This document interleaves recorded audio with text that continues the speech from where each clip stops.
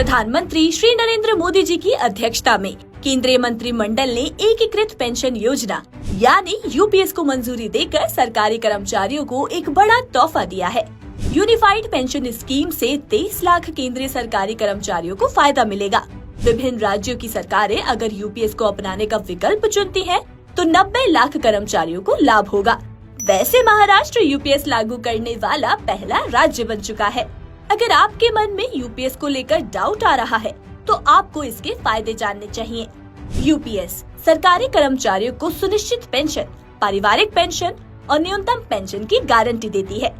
यानी सरकारी कर्मचारियों को सामाजिक और आर्थिक सुरक्षा होना निश्चित हुई है। यूपीएस खुशहाल बुढ़ापे की वो गारंटी है जो सरकारी कर्मचारियों और उनके परिवार को आर्थिक सुरक्षा दे रही है। यूनिफाइड पेंशन स्कीम में कम से कम 10 साल सर्विस करने वाले कर्मचारियों को निश्चित पेंशन की गारंटी मिलेगी। अगर किसी कर्मचारी ने 25 साल की सेवा पूरी कर ली है, तो उसे रिटायरमेंट से पहले के 12 महीने की औसत बेसिक सैलरी का आधा यानी 50% निश्चित पेंशन के रूप में मिलेगा।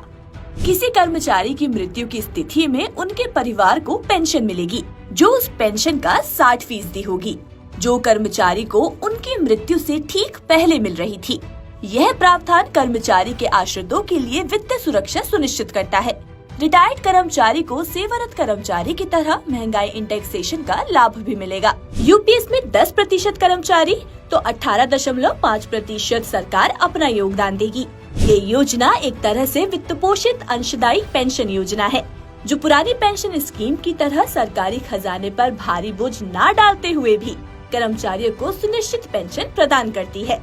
खूबियों से भरी इस स्कीम के तहत सरकारी कर्मचारियों के लिए गारंटेड पेंशन स्कीम की व्यवस्था की गई है और ये स्कीम सामाजिक सुरक्षा का एक हिस्सा भर है।